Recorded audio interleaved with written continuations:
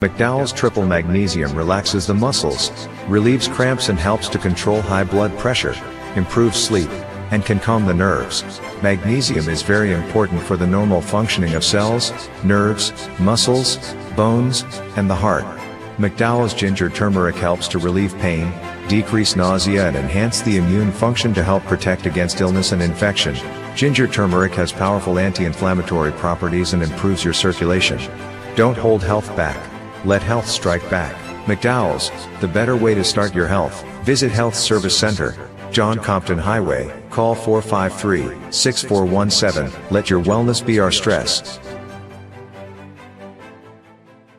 It is well known that diseases like diabetes, high blood pressure, and other illnesses may restrict blood flow, which can lead to impotence and erectile dysfunction. This is why Enhance was formulated to meet these challenging health problems, which can reduce your ability to perform. If you're having problems maintaining your manhood, then reclaim your manhood today with Enhance. Enhance increases your energy level, boosts your stamina, and increases your endurance. You can get your Enhance at Southwell VA4, Restorer Pharmacy Soufre, Knights Med Miku, Lay By Bar The Morn, Dexter's Place Jeremy Street Castries, Citygate Bar The City opposite the market, Plants Place Denry Highway, Arlette Supermarket Soufre, The Release Stress Bar Labrie Highway, Cool Joint Bar Victoria Schwazel, Prios Bus Stop 22, next to the Moshi Bus Stop opposite the Grosile Bus Stop. Prios Bar and Grill in Corinth, Grosile. Enhance, the best a man can get. The voice. Your hero is back. Raw facts, no fluff. Shelton Daniel is here to deal with the issues. Real issues. 12:30 p.m. to 2 p.m. Monday to Friday on Real FM.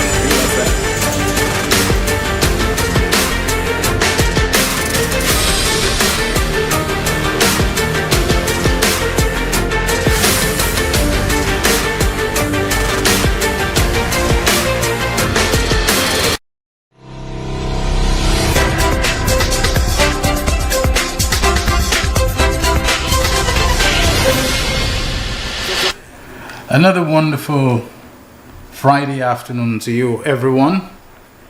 It is the 20th day of the month of February 2026. This is The Real Issues with me, Shelton Daniel, your host and producer, alongside our technical operator, Alton Jaquan Joseph. Hope you're having a good day so far and are looking forward to a similarly wonderful weekend. Oh yes, a beautiful weekend, a holiday weekend, Independence weekend. Independence Day is on Sunday, of course, the 22nd of February, our 47th anniversary of political independence from the United Kingdom. And it being on a Sunday, that means the following day, Monday, is going to be a public holiday. So we can speak early and say that there will be no Real Issues program on Monday, the 23rd of February 2026. So since we have an extended weekend where, God willing, we won't be together again until Tuesday, the 24th of February, I'll be opening the lines fairly early today to allow you to express yourself, your views on various things. Of course, try as I may, I sometimes say, let me come and not have a preamble and just go straight. If I do that, I wouldn't be me, would I? And you wouldn't be you if you took advantage to call right from the start. It would be in very unusual circumstances because I guess I've programmed you, my beautiful, appreciated, lovely, loyal, Real Issues people. You keep waiting for that. And so I better don't try that, you know? Yeah. I always have a story, don't I? Well, let me give you one that occurred. My mind's a little fuzzy about that one, but it must have been, let me see, let's say 30 something years ago or thereabout. A certain blood relatives of mine who were much into the sea, in going fishing, you know, line fishing, in doing, how they call that net, but in the Creole I remember the l'épervier, the fishing gun, you know, when they tell you what to do, but like Kaila, you know. I stood on the reef, out, you know, offshore reef and so on. Like, I want to so if you this and there, if you gun like flesh la pes, regale you with the stories that they would do in the sea and so on. And night fishing is another of the things they were very good at. Go out fishing at night with this bottle of kerosene and stuff with cotton and what they call it, the chal or au flambeau, where they would nail a piece of tire on a stick and that would slow burn and give fairly good light for almost, you know, the whole night. They would go looking for crabs, they would go looking for, and you know, all the stories about the kakabawi that they saw and they got, and the huma and the gwigwi, and you know, even without seeing them, they could describe the difference between a kong and a moeng for you, you know. The kong, I think, was uniformly colored, green as I remember, the moeng spotted, like the lobster would be a uniform, you know, red hue, and the gwigwi would be spotted, you know, this kind of things. You know, they knew the sea so well, like the back of their hands and things around the sea, surrounding the sea, etc.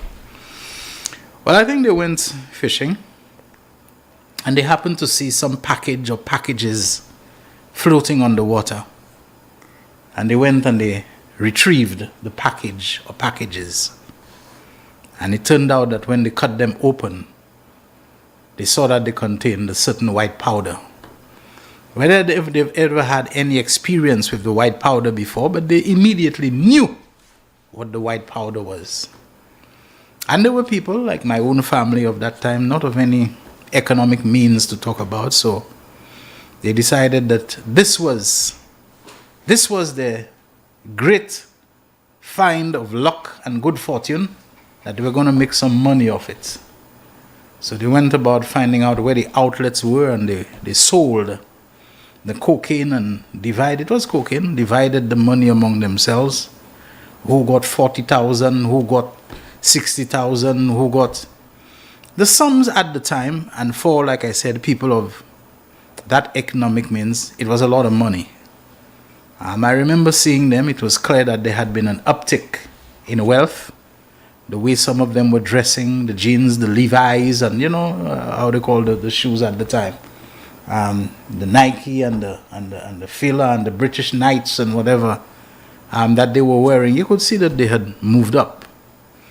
And that's what happened to them. For some time afterwards, they were terrorized.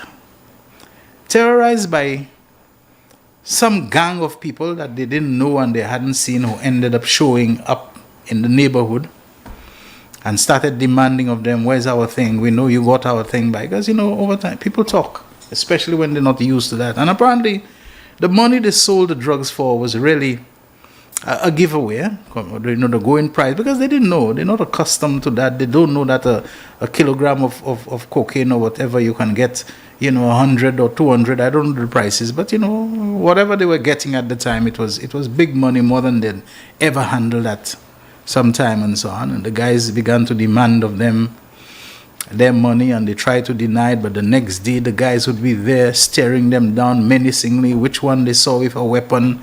I can't remember if there was gun, but you know, when you see those types, you know, glaring at you, and they have a cutlass sharpened white in their hands, and the father of one of the families, you know, one of the guys told him, Monsieur, dise garçon banu bagay no.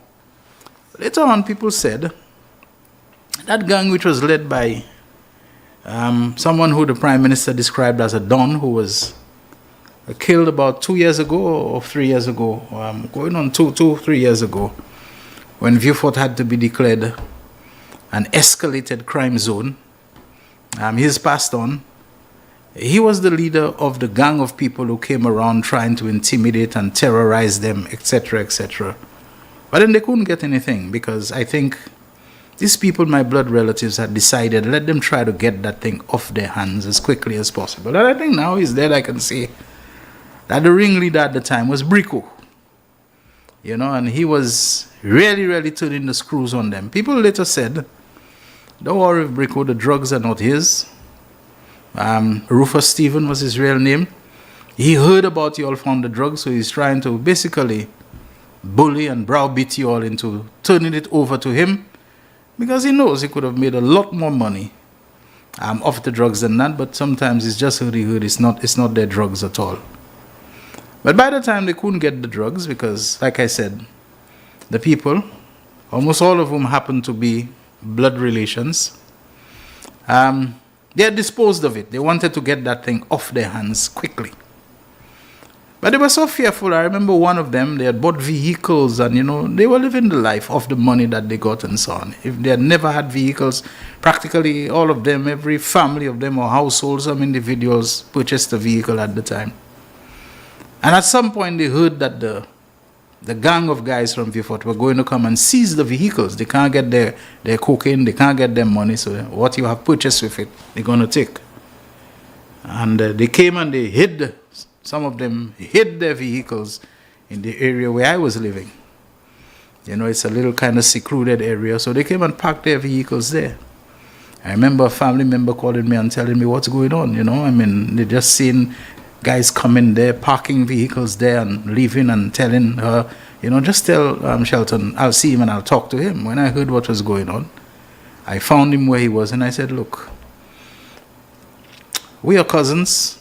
We're related. We've been very close friends from childhood. But I don't want you to be doing anything to expose me or my family to any kind of danger. We're not involved in this kind of thing. We have no part in it. I've never been in that scene and in that vibe. So I don't know what's going on, but please go remove your vehicles, because that is something, if the fellas come and they find the vehicles, they might associate my home with the vehicles and they might, for whatever they might do. I'm not there. I used to do a lot of night work, I think, at the time, if I remember. They might open fire on my family. They might hurt them or whatever it is, burn the house, whatever. So please, please, please. You will see he was visibly trembling. Go remove those vehicles there, because if anything happens to my family because of you and whatever it is you got, because I ain't enjoying your money with you. I ain't drinking. I ain't going out. You never give me anything. Not that I want, but for someone who you have in the time of your life, and for me and my family to face the danger, I don't think that's fair. Truth be told, he went and he took it out immediately. I got a feeling that life was never the same for us again in terms of the amicability. The kind of the laughing, joking friendship and relationship that we had and so on. I remember meeting him. He's since passed on. I remember meeting him at a bar in Deriso and, went over to say hello. He answered, but you could see that it was not the same, the frostiness and so on from that time. But I didn't want to get caught up in anything. Why am I recounting this story to you? Is that this whole drug thing, when you see it takes place, and drugs ended up being lost at sea, a lot is at stake, including people's very lives. And that was what I was worried about, because you hear things and so on. And I believe those blood relatives, in the end, the way that they got some relief, they had to go to Vieux Fort, make an appointment, see Brico, explain to him what had happened, and ask him to please excuse them. They didn't know it was his and that they've disposed of it and they've used the money and so on. And I think at that time it came out. I can't remember exactly, but Brico, it later turned out, was explained to me, was actually a blood relative of mine on some side, whatever, that I hadn't known about. Actually, before he died, I never met him and made connaissance with him, a cousin. I never did that. And so it's possible, I think, they also explained to him that, we are family, whatever. And I was told in the end, he was very understanding and, forgiving, and told them, okay, that's all right. Yeah, I agree with that. For a little while, they were trembling, They believed that maybe he just told them that and he would send people to take them out. A lot of people later told me Brico wasn't the terror that people were making him out to be. I don't know. But apparently they had to go, and somebody who had dealt with him before, some other relative, went and, kind of prepared the way for them and softened the encounter so that he didn't. Which is why a lot of people said maybe the drugs were never the guy's own. And he was just trying to terrify them into surrendering it to him and so on. But no harm that could ever be traced to that incident of the drug find ever befell any of them. The point is that this whole drug thing, it has so many tentacles and branches, and it has so many consequences, many of whom and never expected, anticipated, or foreseen. But the sad thing about it is that drugs, some bust on the seas, fellas having to throw it overboard because Coast Guard or some other vessel is coming, or United States, whatever, and so on, is coming, and they throw it, and other people come and they get it and so on. Right away, you don't know what danger you're in with law enforcement, number one. If they find you with it, it's you they find it with. Or those drug fellas, if they go back searching to see whatever they can salvage, whatever they can recover, and they find out you have their thing, they consider it's theirs. They can't report you to police. You know, it's like a man who once beat up a young boy so badly because he had his marijuana garden, and the boy was always in the habit of going to raid his marijuana garden and steal his marijuana. And he's saying, that's what he told somebody straight. He cannot go to the police because he's doing something illegal. He'll be implicating himself, incriminating himself. He might as well go and make a confession and surrender. So he believed the boy was doing that, so the only justice he could get was to take it out on him. And he beat him up, pretty badly and so on. So the guys can't go to the police and say, my cocaine fell in the water and Shelton came and he took it. Come on. They might as well go and confess and say, I'm guilty and whatever, even before they are charged. It might fall in the hands of the wrong people, young people, children who don't know what they're doing, who might go and mess about. They hear people talk about cocaine. They might go and use it and overdose and become insane and whatever, drown. The whole consequences of that thing. And then, whereas you might have been dealing with one source, whatever the gang, whatever the drug lord or so on, now you have multiple, people in a constituency who got a package there. This one took one. Everybody trying to see where they can push it, or they can peddle it, or they can make money off.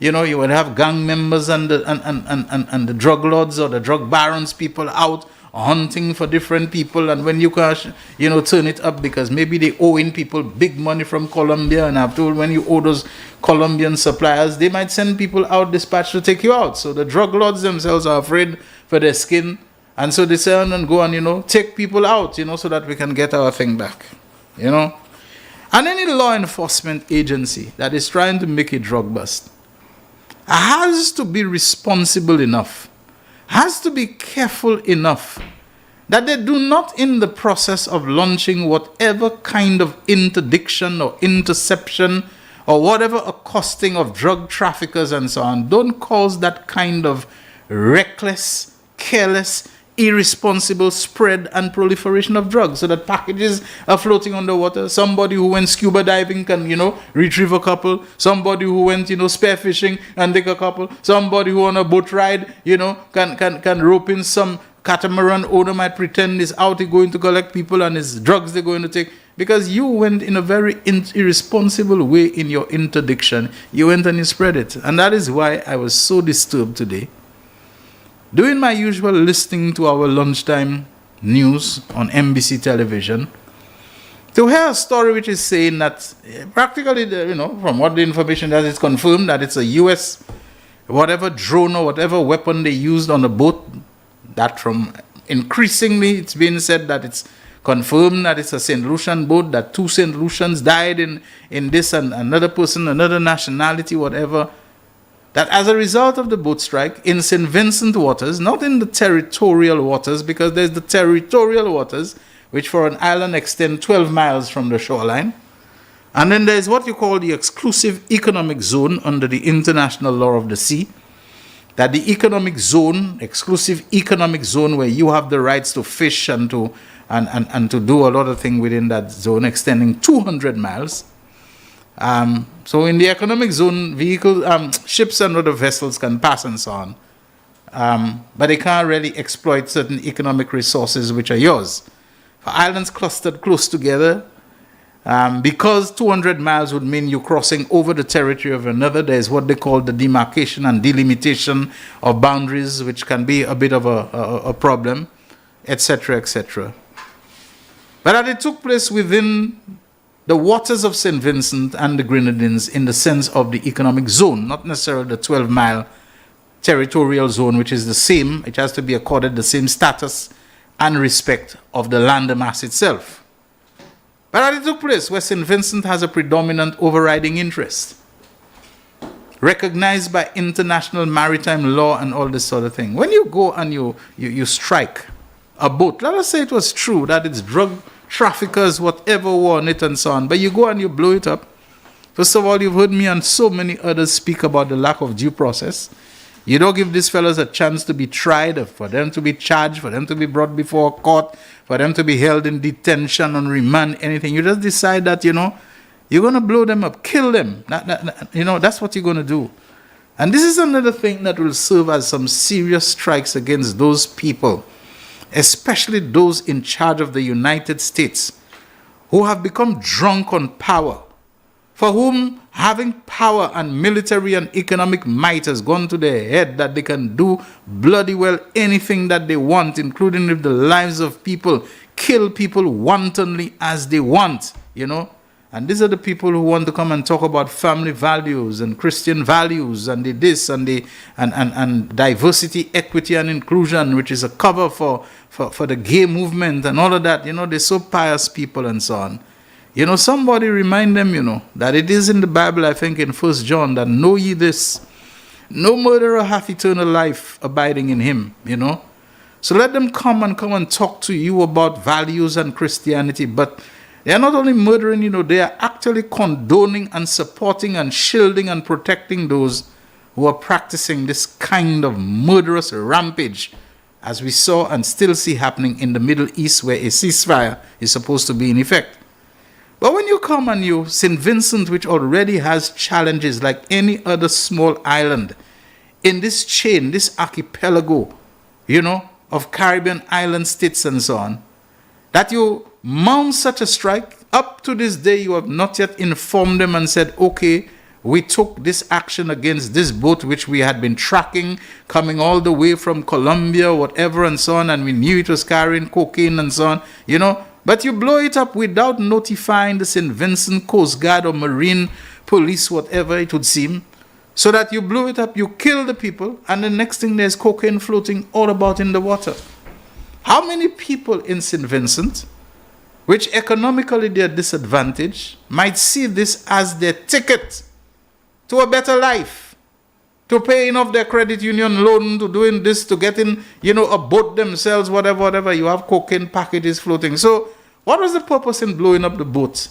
If all you're going to do is cause a greater spread, a greater diffusion, a greater proliferation of cocaine, so that this person here have, that person here, you could have targeted a certain drug trafficker and his crew, but how are you going to target maybe 100 people, 1,000 people? You're going to go and bomb all their homes. You're going to have the intel to do it and so on, How are you going to contain all these kinds of people when you have caused that spread and scattering, of it all? And head of total value of what the police have been able to pull in so far.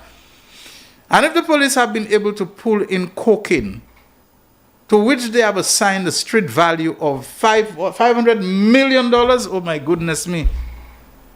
Let us say that is just 1/10. Let us say that is just 1/10 of what the police have been able to recover. Where is all the other packages and all the other things? Where are they? Who has them? Who had time get even some of it? What is the purpose of this blow up if all you have done is place cocaine or heroin or whatever it is in the hands of so many more people? And I believe the National Security Minister was also the Deputy Prime Minister of St. Vincent and the Grenadines had something, and that was, I think, the first report in our lunchtime news today. So Jaquan, let's just play it. I think it's a how you call that? It's a read. We don't have any live clips or anything like that from it. So let's say the presentation of the report. A U.S. drone strike in the waters of Bequia on February 13th has triggered an unexpected crisis on land in St. Vincent and the Grenadines, with large quantities of cocaine now turning up along the island's coastline. Minister of National Security, St. Clair Leacock, said the strike took place inside the country's economic zone and resulted in what he described as collateral damage that is now spilling onto the mainland. In the days following the blast, packages of cocaine began washing ashore, a development that authorities say brings serious fallout for the nation. Officials estimate the value of the drugs recovered so far at more than $500 million. The discovery has already led to multiple arrests, including people from Leacock's own constituency, as police move quickly to secure the coastline and intercept the illegal cargo. With the sudden influx of narcotics, the government is bracing for a rise in criminal activity and has stepped up law enforcement operations in an effort to keep order.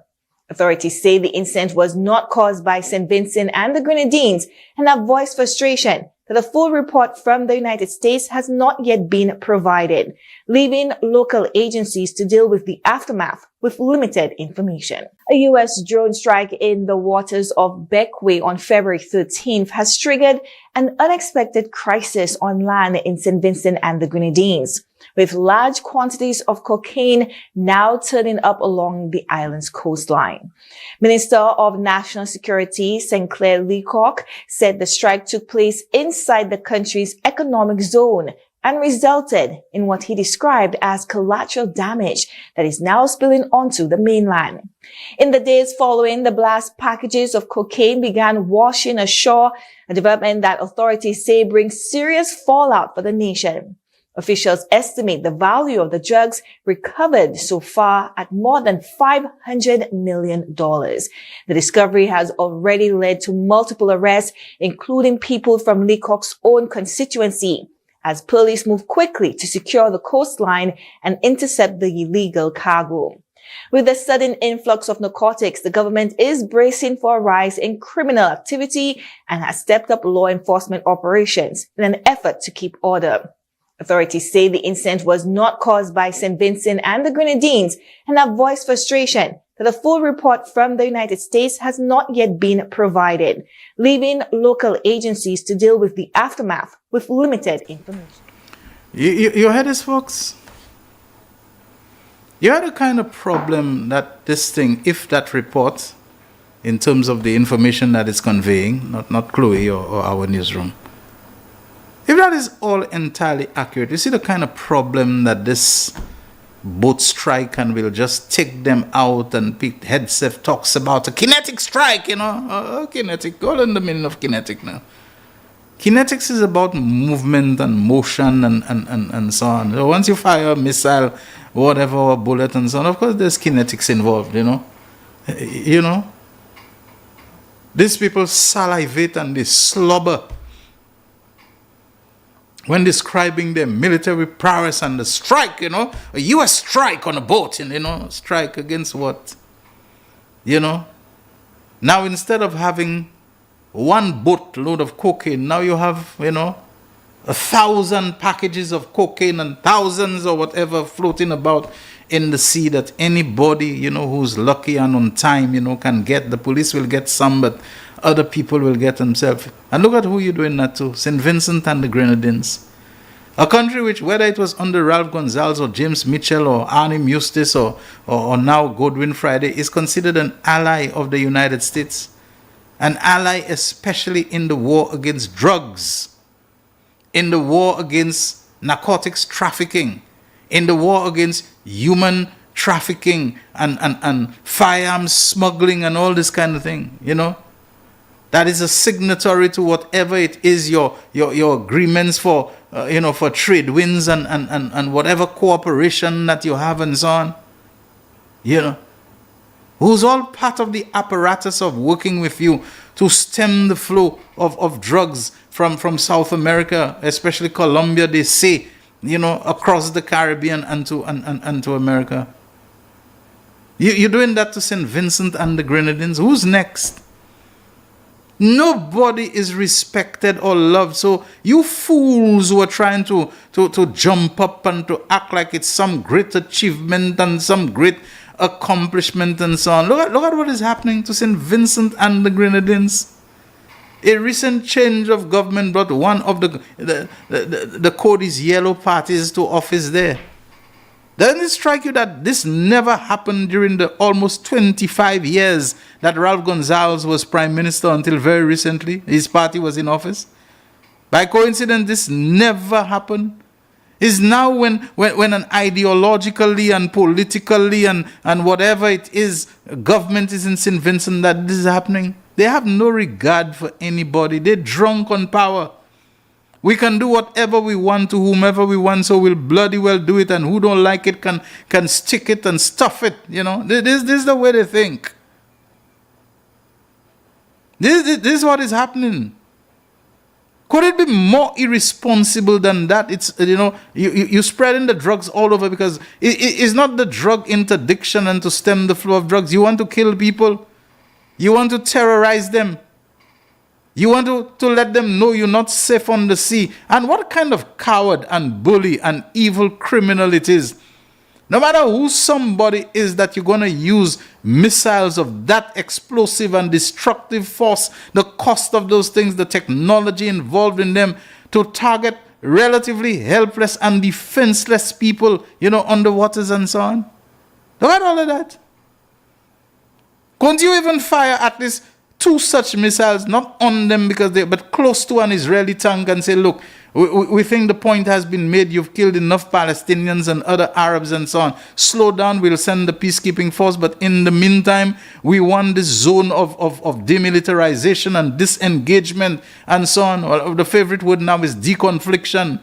We want some deconfliction to stop that sort of thing. You could never do that, but you can watch fishermen who have no means of firing back at your drone or your F-45 and so on. And this is the kind of thing we have to face, and some people are applauding this nonsense. It's a matter of you have to go and kiss, but no opportunity has been provided even for you to kiss the ring. This is the real issues powered by Blue Waters. Let's take a break. When we come back, the phone lines will be open for your calls and your messages. The man, the voice. Your hero is back. Raw facts, no fluff. Shelton Daniel is here to deal with the issues. Real issues. 12:30 p.m. to 2 p.m. Monday to Friday on Real FM.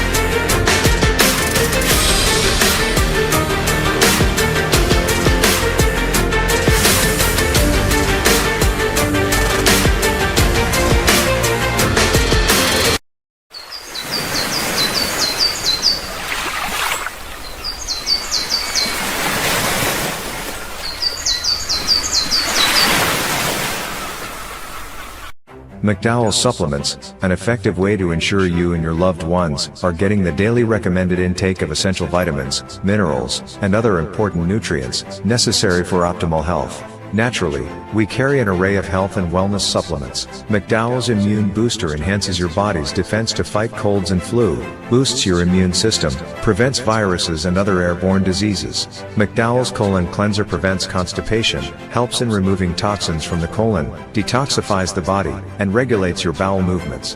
McDowell's Prostate Health prevent the enlargement of the prostate, improve urinary flow, and reduce frequent urination, especially at night. Moringa oleifera capsules are rich in minerals like calcium, potassium, zinc, magnesium, iron, and copper, vitamins like beta-carotene of vitamin A, vitamin B such as folic acid, vitamin C, D, and E. McDowell's Potassium Complex, used for treating and preventing low potassium levels, high blood pressure, preventing stroke, and aid in weight loss. McDowell's Triple Magnesium relaxes the muscles, relieves cramps and helps to control high blood pressure, improves sleep, and can calm the nerves. Magnesium is very important for the normal functioning of cells, nerves, muscles, bones, and the heart. McDowell's Ginger Turmeric helps to relieve pain, decrease nausea and enhance the immune function to help protect against illness and infection. Ginger turmeric has powerful anti-inflammatory properties and improves your circulation. Don't hold health back. Let health strike back. McDowell's, the better way to start your health. Visit Health Service Center, John Compton Highway, call 453-6417. Let your wellness be our stress. It is well known that diseases like diabetes, high blood pressure, and other illnesses may restrict blood flow, which can lead to impotence and erectile dysfunction. This is why Enhance was formulated to meet these challenging health problems, which can reduce your ability to perform.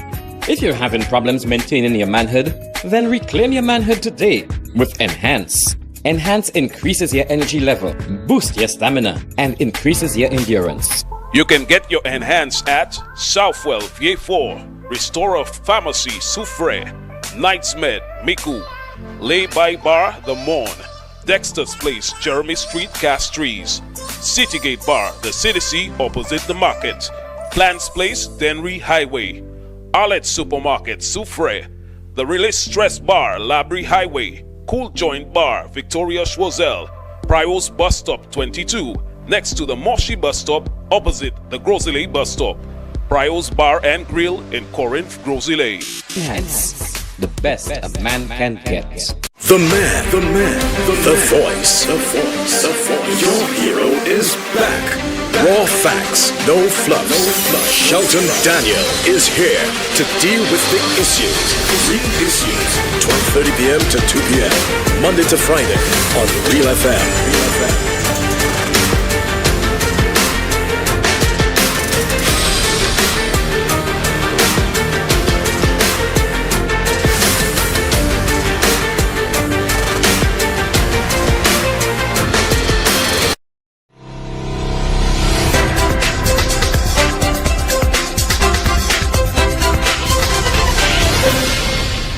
The Real Issues, our final program for this week, and looking at a shortened one where the program is concerned next week, resuming on Tuesday the 24th. Sunday the 22nd is, of course, our National Independence Day. Anytime you're ready to call, we'll take your calls, yeah? The numbers you can dial. You can WhatsApp call us on 487-9849, the mobile number, WhatsApp calling 758-487-9849. And you can also call us on the local landline, which is 45-33-911. So anytime you're ready, we're taking your calls. I saw something floating about. Apparently some people are trying to make some heavy syrup of, if it's true, are we getting a call? A warship that seems to be in St. Lucia's waters, sighted off the coast somewhere in the northwest between VG and the Castries Harbor, I'm guessing. But I'll come back to that. Real Issues, you're on the air. Go ahead. Yes, sir, Mr. Sheldon. How are you doing? Good afternoon. Hi. Yeah, just one question I just wanted to ask. What about Spider? He's not around? I don't know. I don't miss him, so I wouldn't have even remembered him if you hadn't mentioned him.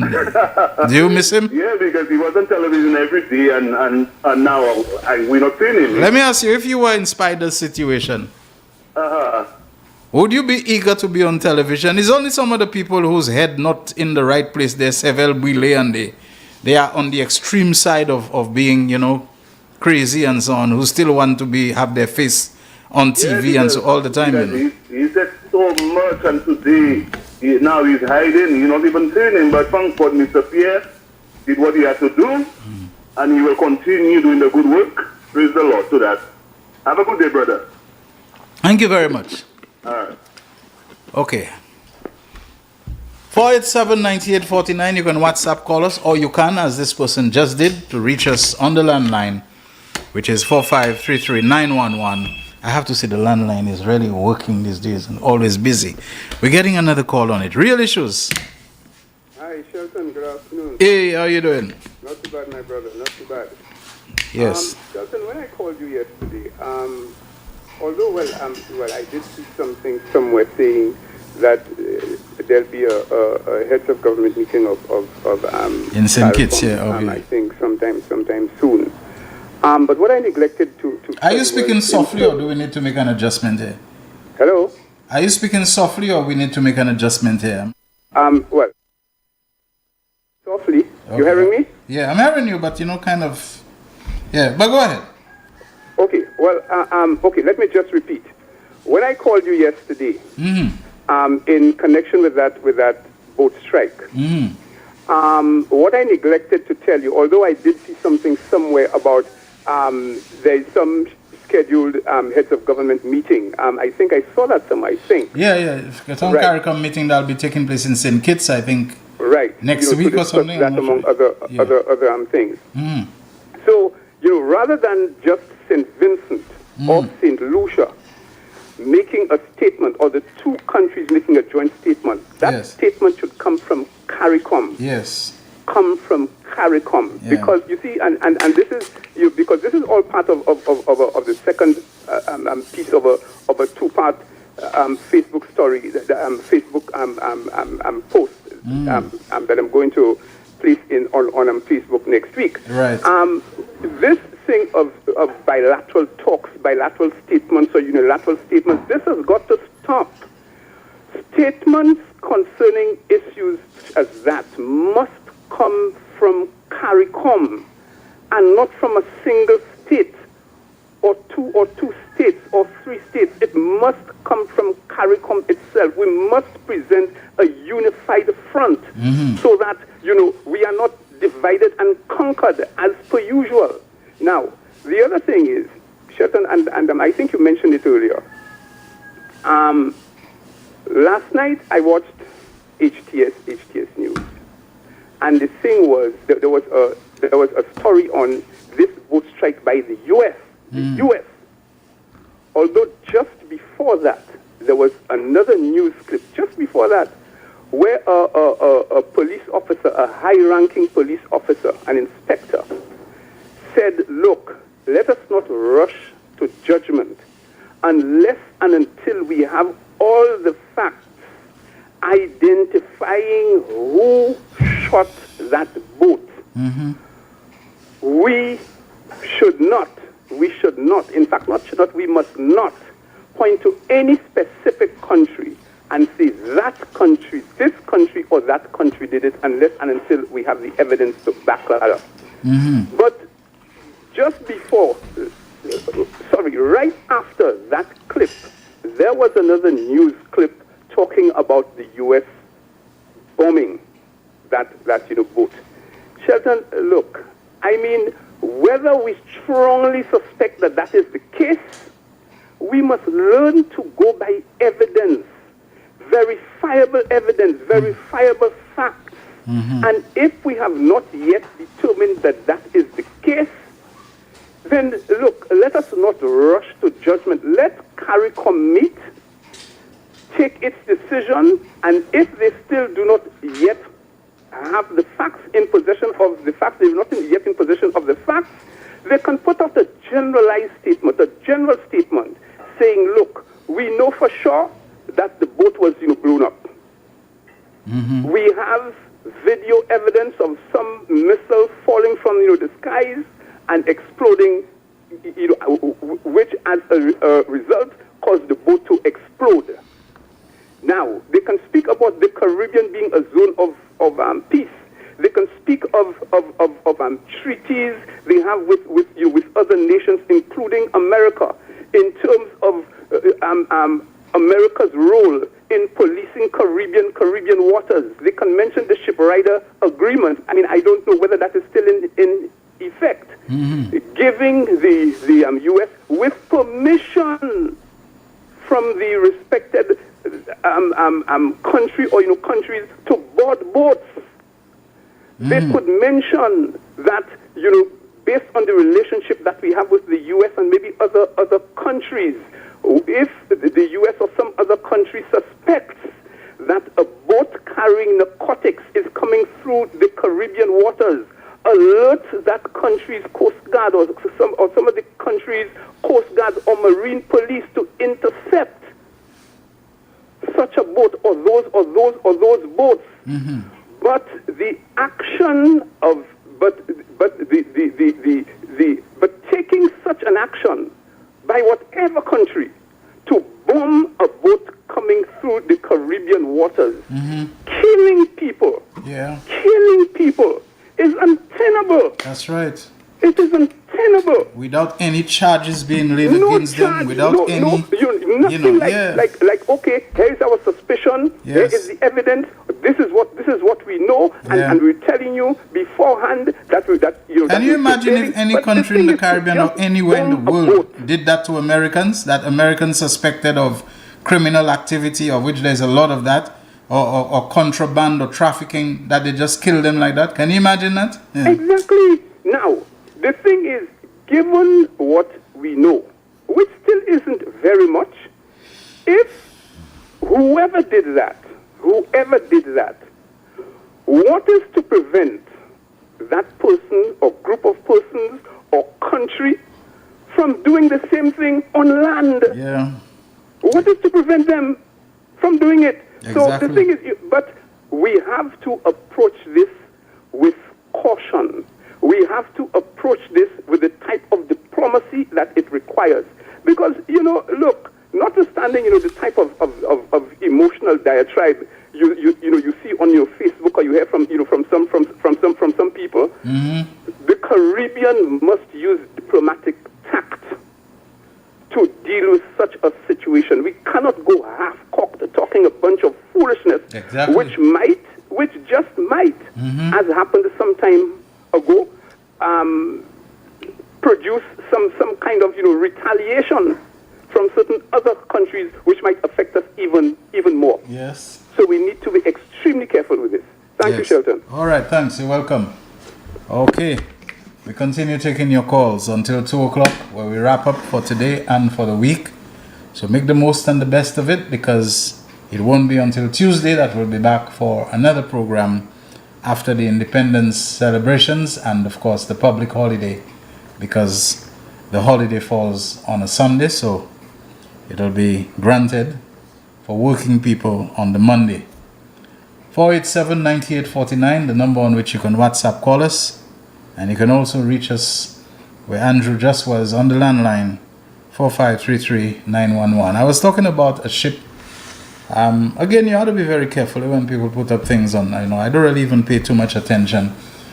But isn't it the fact that foreign warships in St. Lucia are a common, usual, expected feature around this time of the year? That British warship, or we hear a British destroyer or whatever, or Canadian whatever, come to St. Lucia to help participate in our independence celebrations, that you see the soldiers join in various parades at Mindo Phillip Park or whatever it is and so on, giving certain salutes as Commonwealth. I can't remember if American ships ever come, but from the UK, from Canada, from Australia, other parts of the Commonwealth. So you see a warship in St. Lucia's waters around this time of the year. First thing that you're trying to make people believe is Philip J. Pierre they come and pick up. At one time it was some plane at George Charles Airport. Is something they come for interdiction, not that it is independence season, and that warships from the UK and other parts of the Commonwealth are a common sight at this time of the year. We have a call on the line, Real Issues.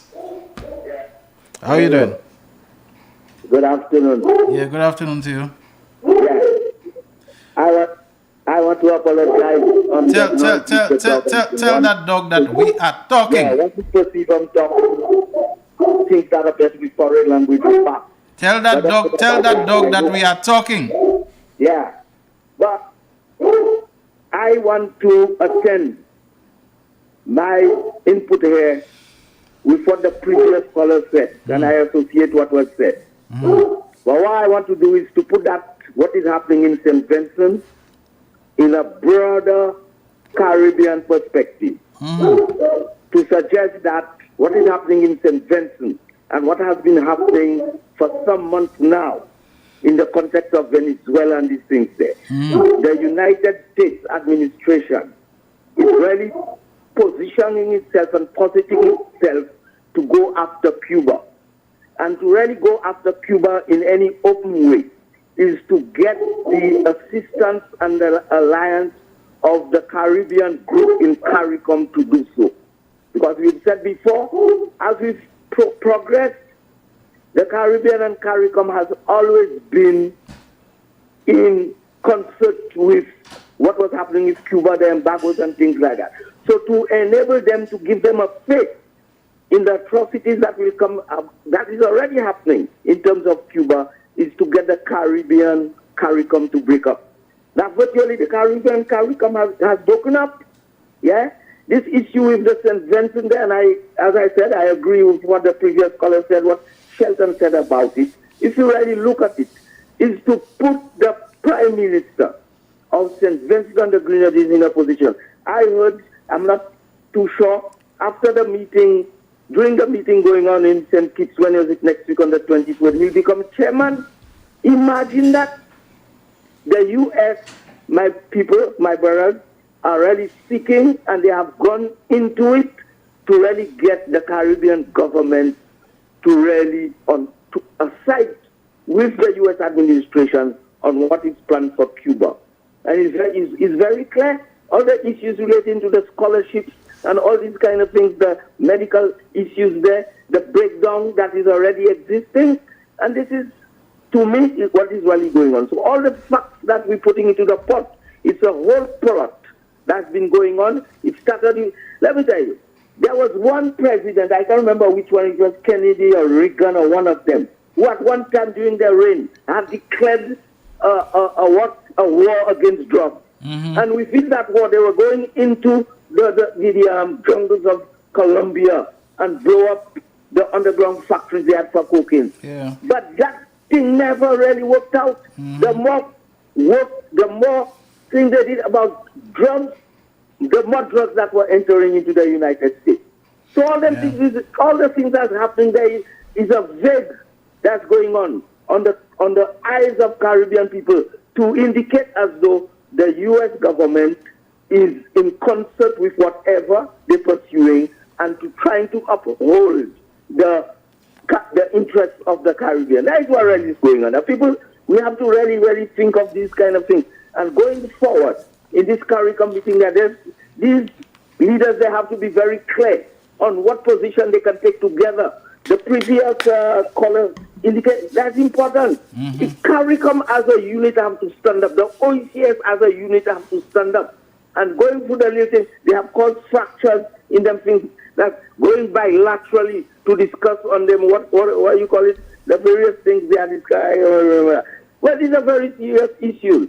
So what we're seeing there now, my brother, I believe it's a broader strategy when they get into Cuba, because their effort and thing there is to get to Cuba and things.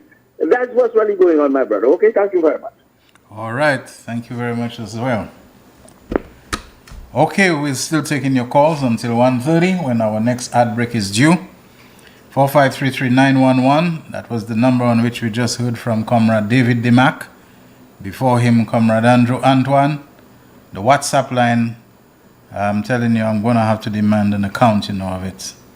Who launched a strike on it, who blew it up, because to me, it's not yielding the kind of calls that it used to before. So, has there been a drone strike on our WhatsApp account or something like that, Jaquan? We'll have to do some investigation and tell me, but the landline's working just fine. 4533911, and still keep on trying. And remember, yesterday, Dr. Carlton Augustine called, and before that, he said he had been trying with the WhatsApp line and he was not getting through.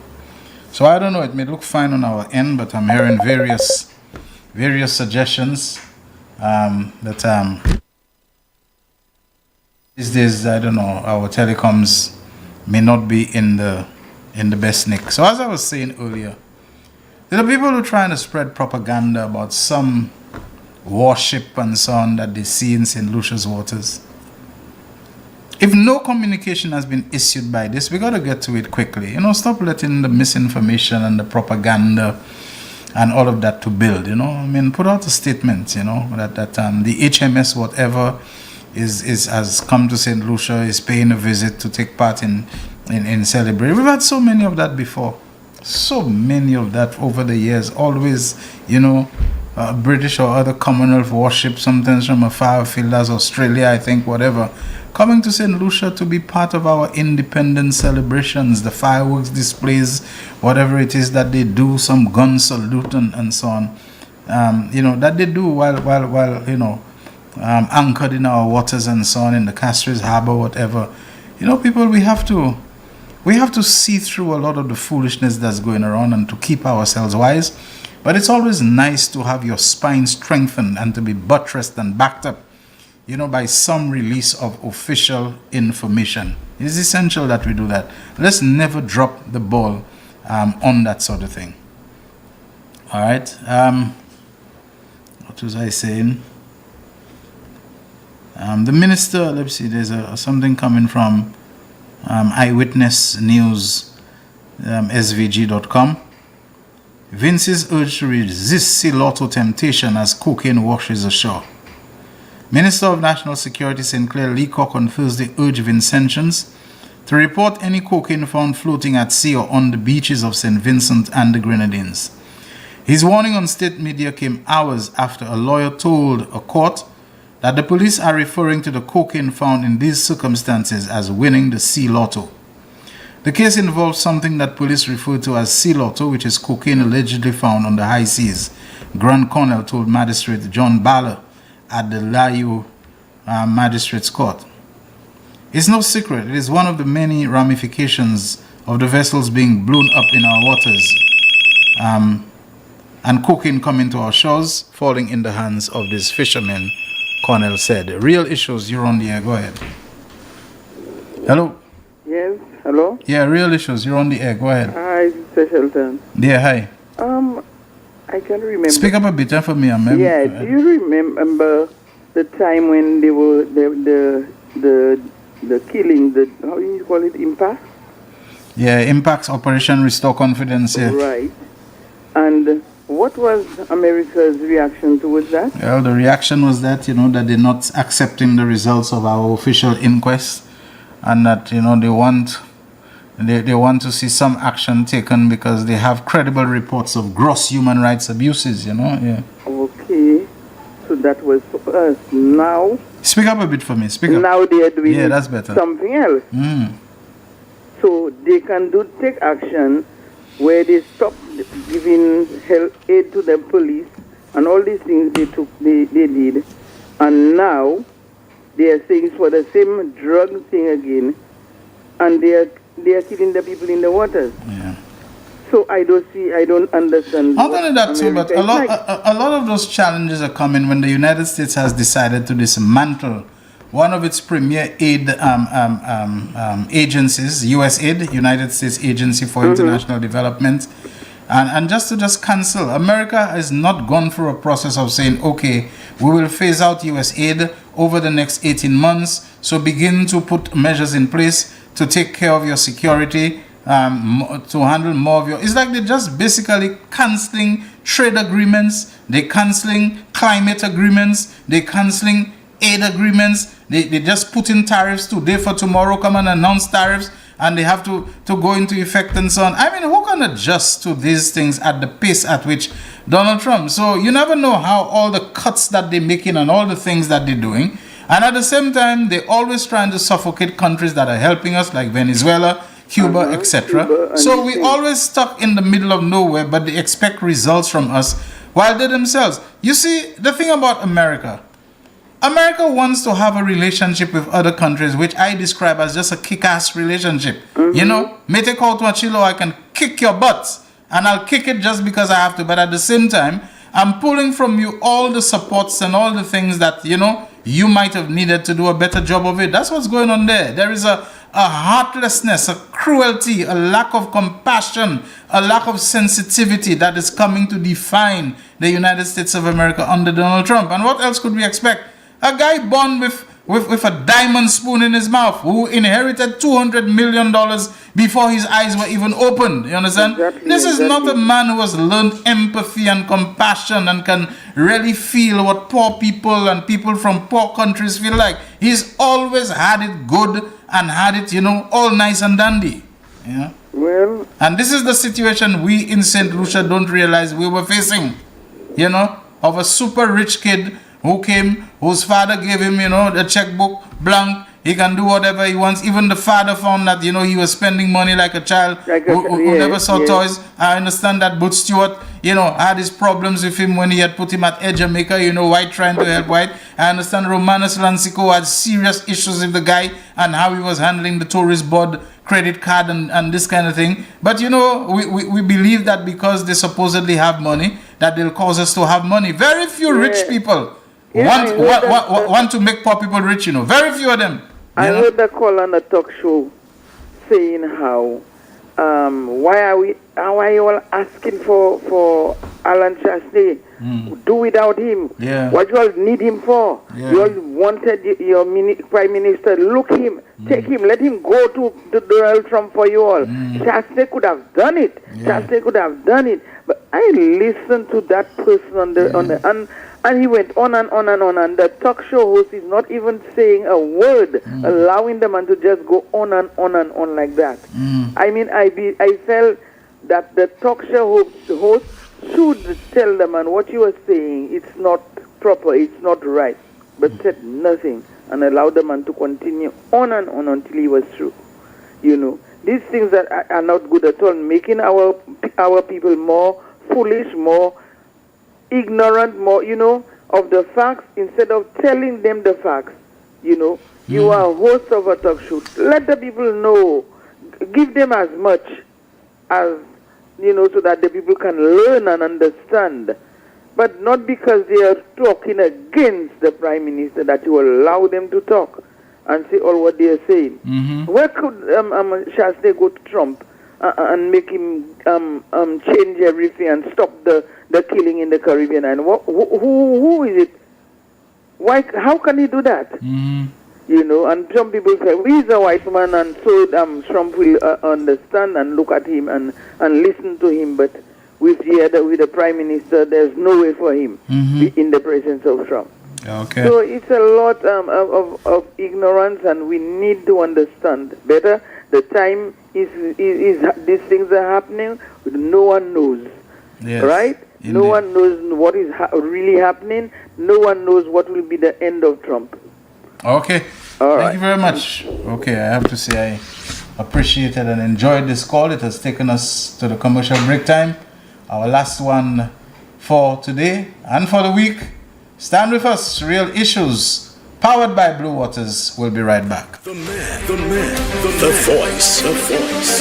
Your hero is back. Raw facts, no fluff. Shelton Daniel is here to deal with the issues. Real Issues, 12:30 p.m. to 2 p.m. Monday to Friday on Real FM.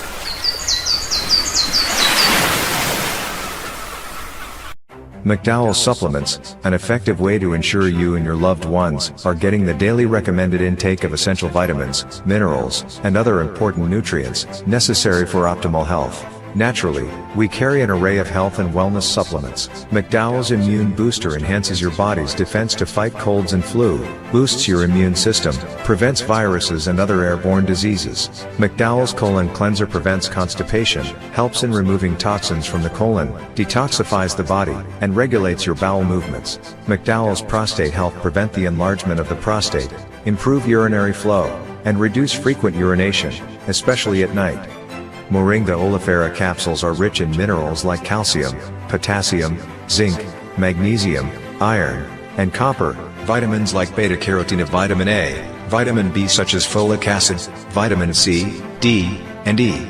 McDowell's Potassium Complex, used for treating and preventing low potassium levels, high blood pressure, preventing stroke, and aid in weight loss.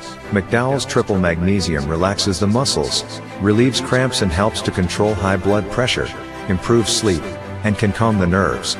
Magnesium is very important for the normal functioning of cells, nerves, muscles, bones, and the heart. McDowell's Ginger Turmeric helps to relieve pain, decrease nausea and enhance the immune function to help protect against illness and infection. Ginger turmeric has powerful anti-inflammatory properties and improves your circulation. Don't hold health back. Let health strike back. McDowell's, the better way to start your health. Visit Health Service Center, John Compton Highway, call 453-6417. Let your wellness be our stress. It is well known that diseases like diabetes, high blood pressure, and other illnesses may restrict blood flow, which can lead to impotence and erectile dysfunction. This is why Enhance was formulated to meet these challenging health problems, which can reduce your ability to perform. If you're having problems maintaining your manhood, then reclaim your manhood today with Enhance. Enhance increases your energy level, boosts your stamina, and increases your endurance. You can get your Enhance at Southwell VA4, Restorer Pharmacy Soufre, Knightsmed Miku, Lay-by Bar, The Morn. Dexter's Place, Jeremy Street, Castries. Citygate Bar, The City C, opposite the market. Plants Place, Denry Highway. Arlette Supermarket, Soufre. The Release Stress Bar, Labrie Highway. Cool Joint Bar, Victoria Schwazel. Prios Bus Stop 22, next to the Moshi Bus Stop, opposite the Grosley Bus Stop. Prios Bar and Grill in Corinth, Grosley. Enhance, the best a man can get. The man, the voice, the voice, the voice. Your hero is back. Raw facts, no fluff. Shelton Daniel is here to deal with the issues. Big issues. 12:30 p.m. to 2 p.m. Monday to Friday on Real FM.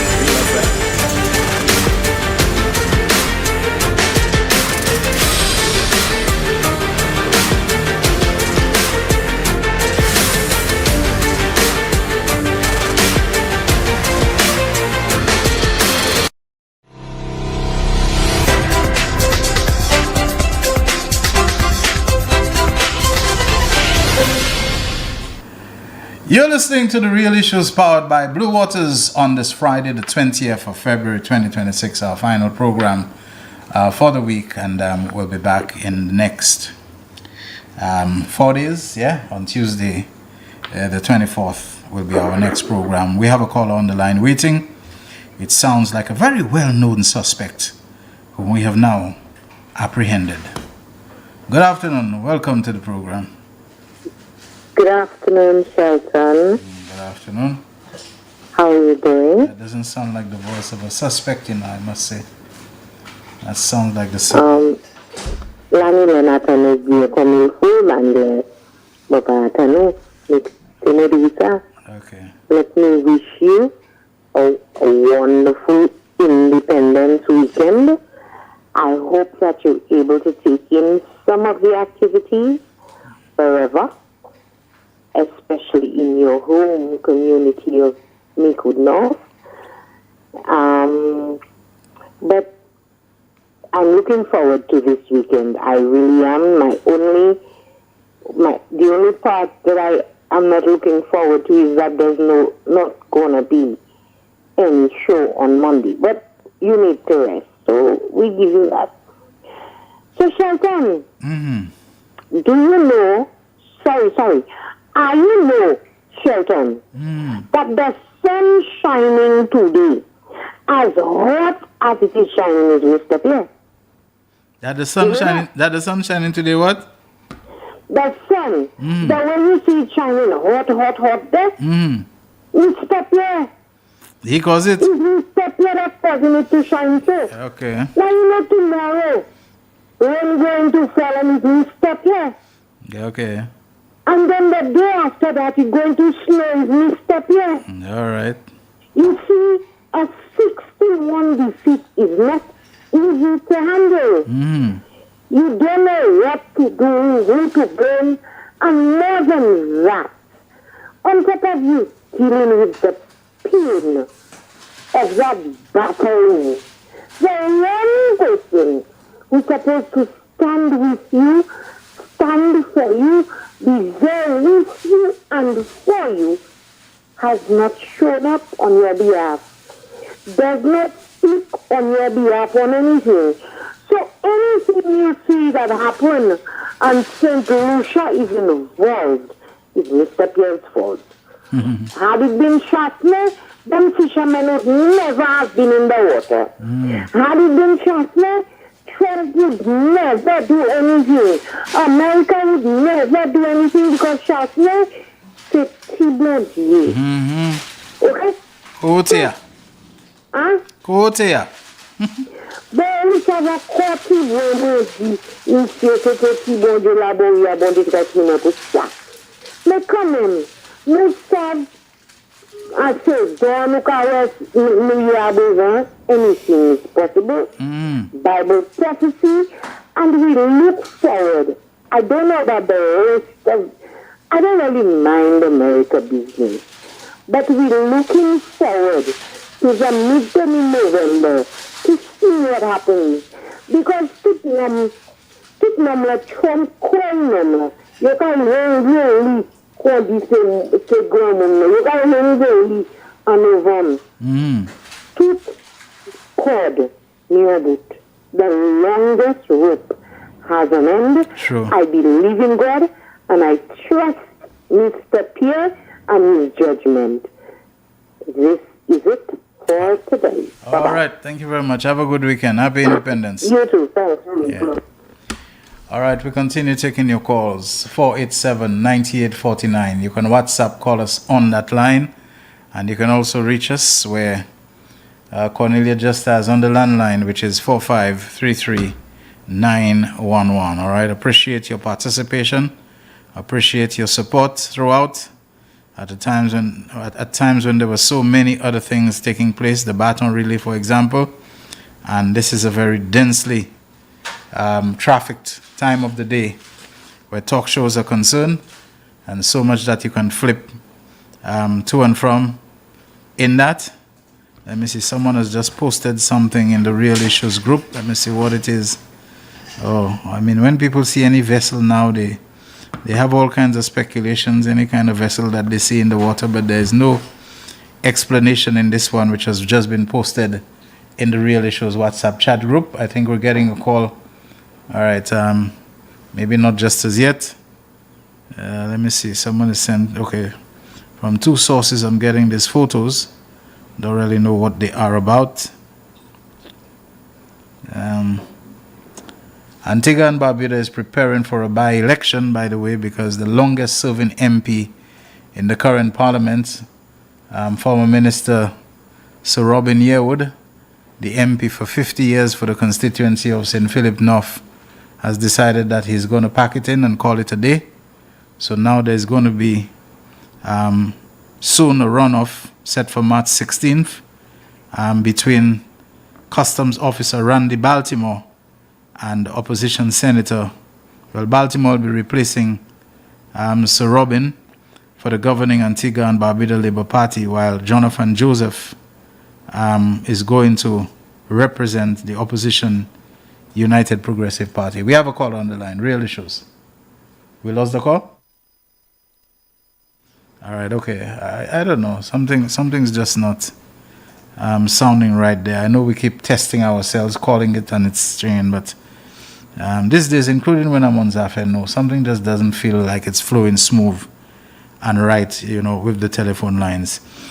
The story coming on the website of Antigua and Barbuda Broadcasting Services, ABS, says, electors in St. Philip's North will go to the polls on March 16th to choose a new Member of Parliament following the resignation of long-serving Member of Parliament Sir Robin Yearwood. Prime Minister Honourable Gaston Brown has written to Governor General Sir Rodney Williams requiring that the writ of election be issued today. And I think today meant yesterday when the story was published. Nomination day has been scheduled for February 25th, ahead of polling day in the constituency on March 16th. Sir Robin resigned on Wednesday, 50 years to the day when he was first elected to the seat. Sir Robin won 11 consecutive elections. Randy Baltimore will be the standard bearer for the Antigua Barbuda Labour Party, while Senator Alex Brown, Jonathan Joseph is in another constituency, and that I think is in St. Mary's North, while Senator Alex Brown will contest the seat for the United Progressive Party. Brown will be required to resign from the Senate ahead of the by-election. I think he announced that he has done so. The Constitution stipulates that a by-election be held within 120 days to fill such a vacancy. Well, time will tell whether Sir Robin will be replaced by someone from the opposition or whether the continuity of his own party will be achieved and realized in that constituency. There's another constituency that people will be looking at very closely. Broadcaster Algernon Watts, known as Serpent, in the last election, defeated current MP Dean Jonas, but Serpent has recently indicated that he will not be standing for re-election for health reasons, and I think the United Progressive Party has already chosen a gentleman. He's a customs broker, if I remember correctly. He's a man of St. Lucian parentage. I think he's told me his father is from St. Lucia. He's a Dalso, which I suppose in the course of birth certificate and changing country, whatever. His name is actually spelled D-A-L-S-O. Kelton Dalso. His wife is a St. Lucian. They're from Angers, Deriso, Blanchard areas and so on. So Kelton Dalso, they've already chosen him to run that seat again. All right, we're getting a call on the WhatsApp line. That'll be the first one for this afternoon if it does come through. Real Issues, you're on the air. Go ahead.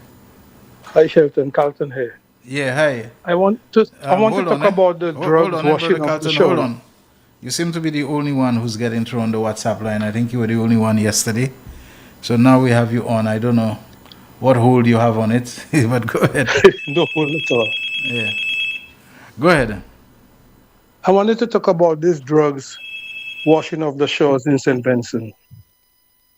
I recall in the 1990s, the same thing happened in St. Kitts, and this fueled a crime wave. In fact, there were a group of guys who found the first set of bales, and they became multimillionaires overnight. They were calling themselves the real people. Mm-hmm. It's a group of about 8 or 9 guys, more or less a gang. And this fueled a crime wave. So we have to be very careful in St. Lucia, because if the drugs are washing off the shores in St. Vincent, it could easily come over here. Yes. And you could see different groups fighting to recover those drugs. Yeah. Then you could also see an increase in the supply of cocaine. That's right. That would lower the price, make it more abundant in the country. Right. So we have to be very careful. The other thing I'm wondering is, drugs have been washing off the shores in different islands. Have they been bombing boats then since that time? And we only now that the present administration is in, they're making a fuss of it? Maybe not. A lot of times I've been told by people who've been involved in the activity that sometimes they have the drugs on the boats and they see Coast Guard coming, and in order to essentially not be caught with evidence on them, they toss them overboard. Yeah? Okay. Mark out the spot and try to come back later. One guy told me he had a certain towing attachments fixed underneath the boat, and they would have a rope, and so they would drop the drugs in the sea. You wouldn't see it on the boat, but it was being towed pretty much in packages that were robust enough to withstand the underwater drag, and so they would be towing it underneath the boat, underwater. But when the customs or whoever came, they wouldn't see anything in the boat, you know.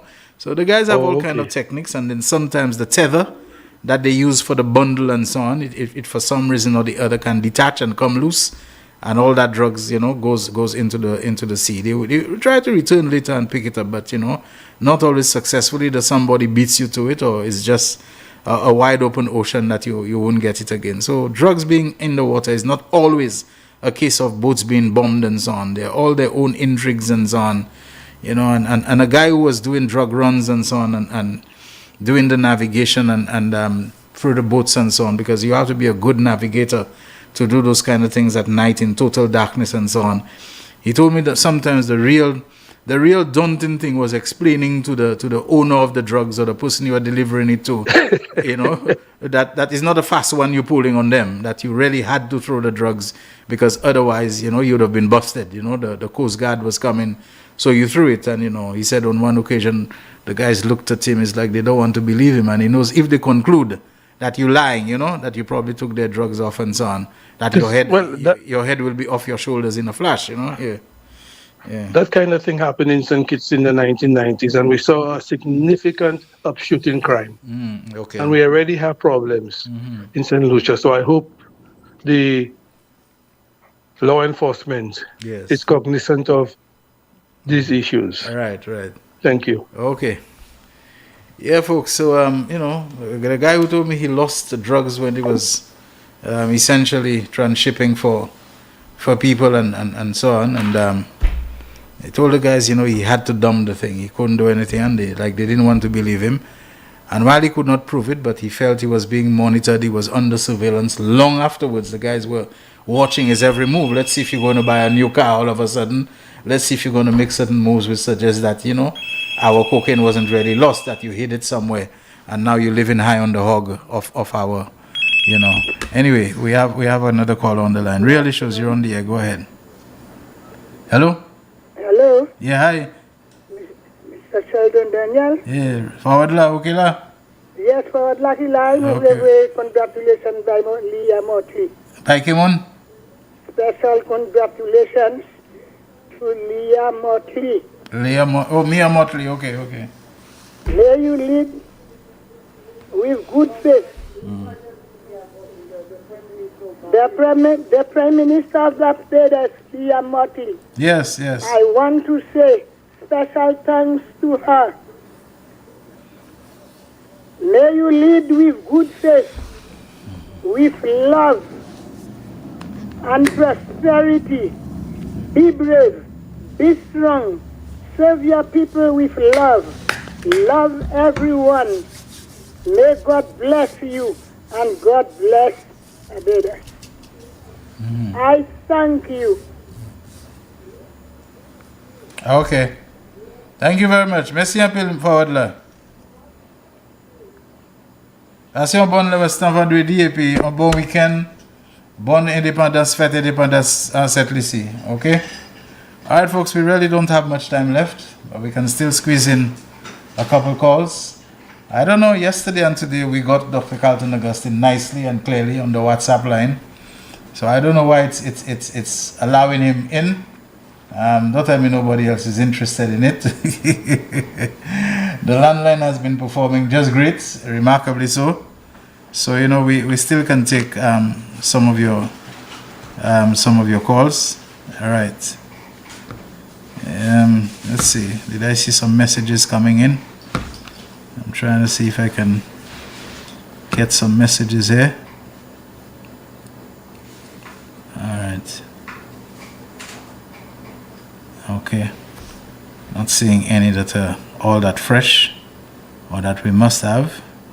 Let's look at the Facebook Live. Hey, what's this?